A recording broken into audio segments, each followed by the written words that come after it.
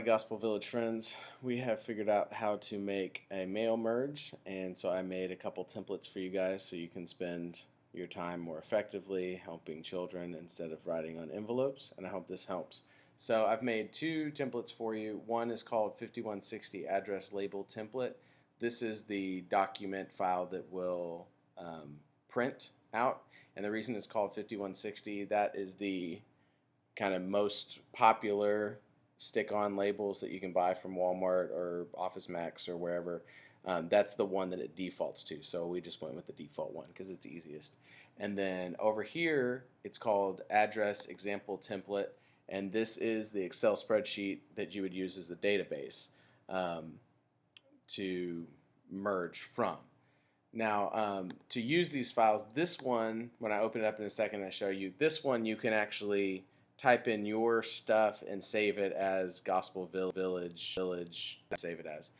This one, if you always click Don't Save, then it will always be fresh and you can use it as a template. So this one you can actually update with your information and save it as your name, Gospel Village addresses.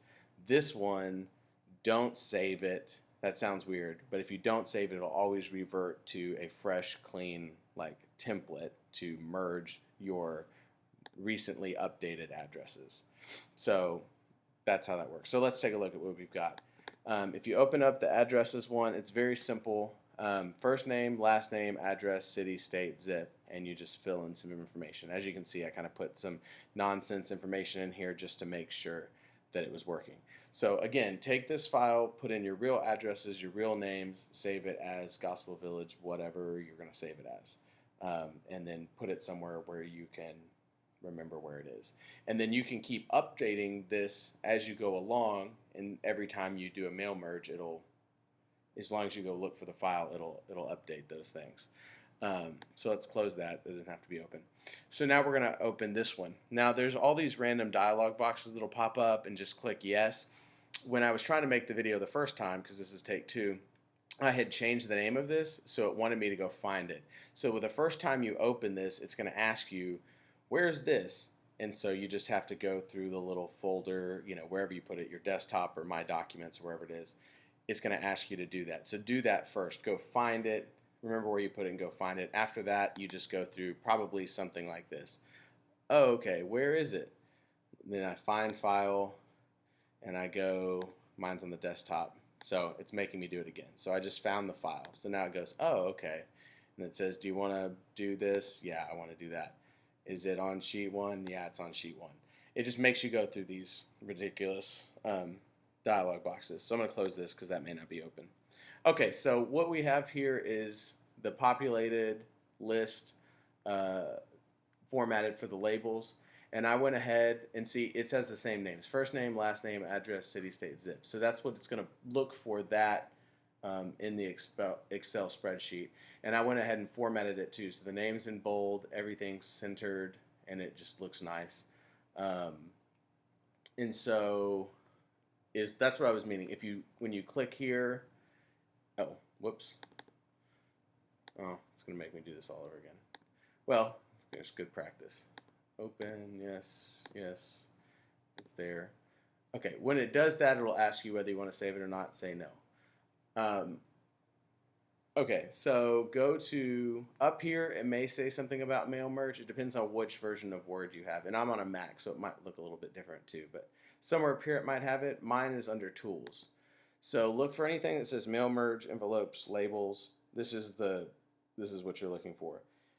Don't do this one, even though that's what you're trying to do, because it doesn't give you enough options. You want the main one, the mail merge manager, mail merge options, whatever one seems like it's like the supreme of those things. So I click it, it pulls that thing up that I closed just to show you how to get there. So this might be across the top on yours, or it might be down here. So here's how it works. Click on Get List, and then open data source, because you're opening your source. So I'm going to click that, and then I have to go find it, which is on the desktop. So I'm going to say Address Examples Template, and I click Open, and it says, are you sure? And I say yes, and then it says it's there, and I say yes, and then it looks like nothing happened, but it actually did. If you go down here to number 5, it says preview results. So right here, it says view merge data. So if I click on it, you'll see, boom, there it is. It pulled the data from that spreadsheet, and it's now there, ready to go. And that's just like, you can turn it on off. It's not actually changing anything. It's just you seeing it or not seeing it. But if you just want to make sure it's there, there's a little preview button. So again, you go to Get List, Open Data Source, pick your data source, say OK, and then if you want to preview it, preview it. There it is. Okay.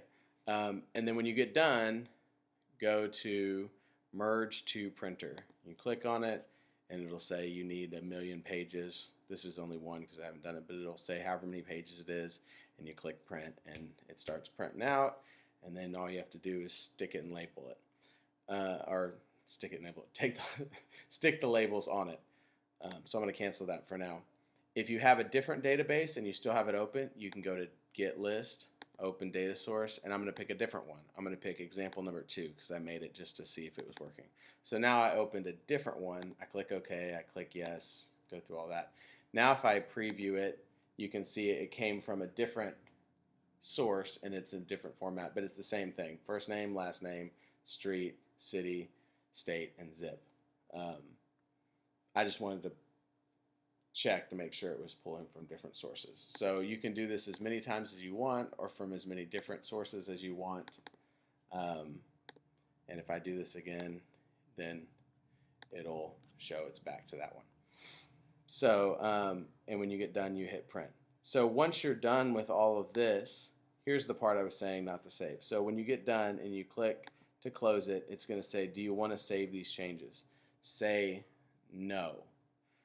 Because if you say yes, I think it will keep all of those records in there. I think you want it to be clean. So hit don't save, and that's it. So again, take this one, update it to your stuff, save it as Gospel Village database or whatever you want to call it, and then open up this one, find this through the browser or the Finder window thing, and merge the print, and then don't hit save. And that should save you a bunch of time. So if you have any questions, just give me a call or email me, and I'm going to send you some links to some other videos that show you how to do this. But between this and that, hopefully that will get you there. All right. God bless.